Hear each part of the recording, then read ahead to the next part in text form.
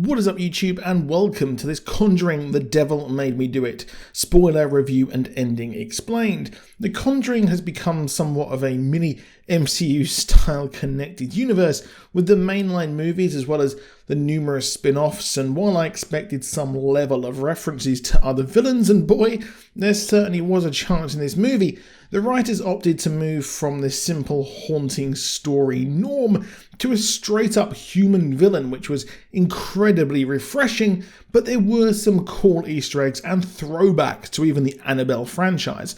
The trailer for this movie, to be honest, did it zero justice, as this, for me, is easily the best Conjuring universe movie we have had to date. The move to Satanism and possibly having a cult versus the Warrens in the future is something I am very excited to see. So what happened? Well, the story is based on the real life story of Arnie Johnson, who was charged with murdering his landlord Alan. He was the first in a US court to claim defense of being possessed, and the family of his fiancée said how young David was possessed after moving into a property. And, well, David said in real life that he saw a burnt old man and said he was pushed into a waterbed and warned off living in the house. Now, David's haunting got so bad the real life Warrens were actually called in, and just like the movie, an exorcism happened, but the spirit moved to Arnie and he committed the infamous murder. Now, just like the movie, Arnie was put on trial and got his case of murder reduced to manslaughter. However, the movie largely focuses on the Warrens trying to save Arnie from his possession and investigating the cause of this possession just before the trial starts, where the trailer made it seem like we were going to have a courtroom drama with some spooks, but I'm glad we didn't. Now, in the movie, we open just when the exorcism is about to take place on young David. However, it is a total disaster, with the demon and person behind the possession far too strong for the Warrens.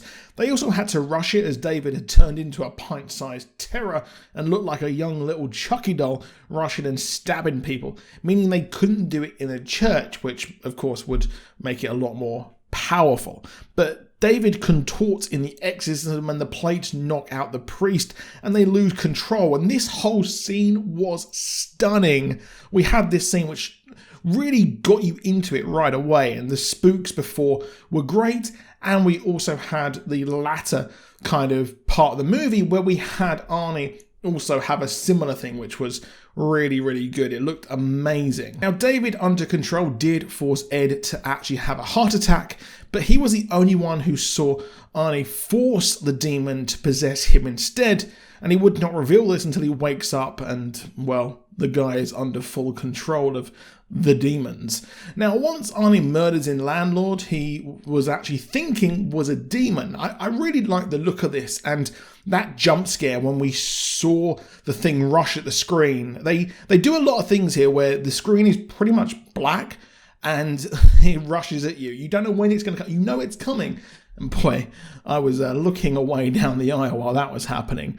Now, the Warrens are called in, and there's no evidence that he was possessed, and he does not react to religious objects or passages from the Bible.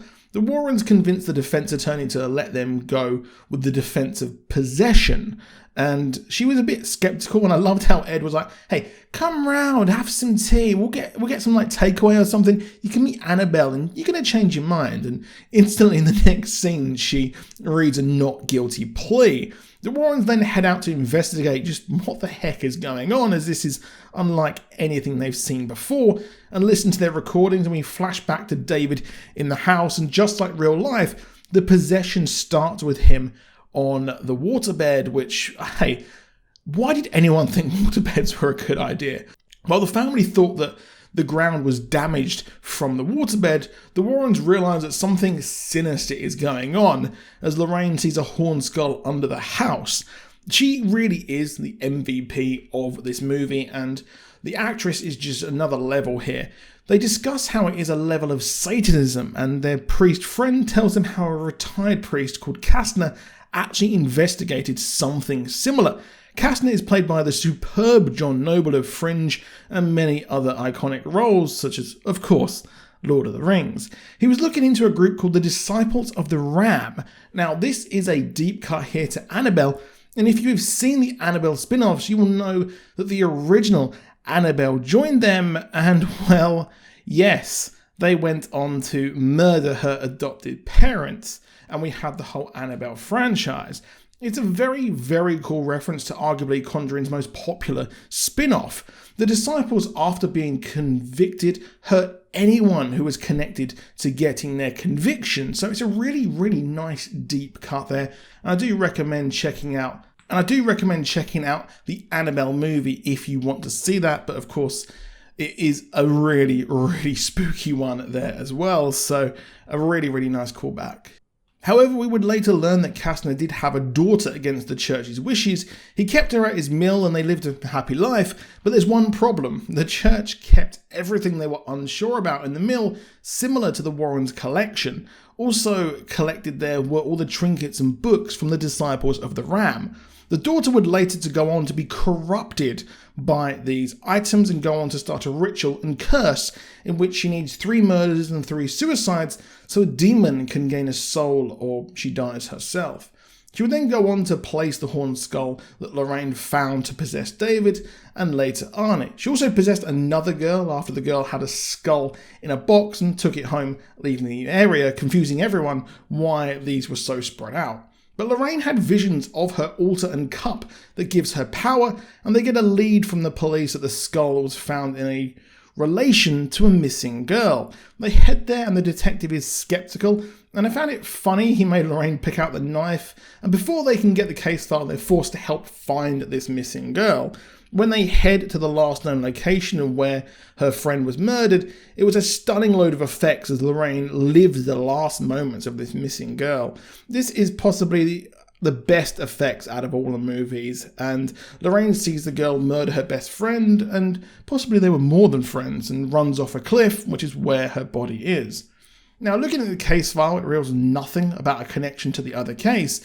So they break into a funeral so Lorraine can touch the body and see the killer like she did with David. However, Kastner's daughter can see her and the connection goes both ways. And well, she attacks them using a dead body reanimated. That was spooky as hell. Now, it turns out that she actually sent some flowers to the Warrens, and when they return, they actually find the skull in the pot, and that takes over Ed, and he is the third person she needed. Luckily, Lorraine recalls where the altar is, and Ed and his assistant work out it's actually under Kastner's home. But Lorraine has gone there to decipher a spell as he spills the beans as Arnie is possessed in prison, and his daughter makes one final effort to get him to kill himself in just a really, really awesome scene.